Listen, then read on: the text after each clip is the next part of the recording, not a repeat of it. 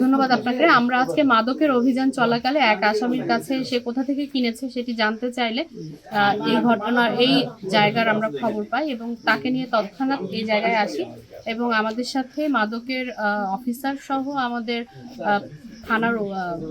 যে পুলিশ রয়েছে তারা সহ আমরা এখানে আসি এবং টাস্ক ফোর্স অভিযানের মাধ্যমে এখানে প্রায় 11টি 250 লিটারের যে পাত্র সেটির মধ্যে চোলাই প্রায় 2200 লিটার চোলাই মদ তৈরির উপকরণ পাই এবং আমরা 10 লিটার মতো ফ্রেশ মদ পেয়েছি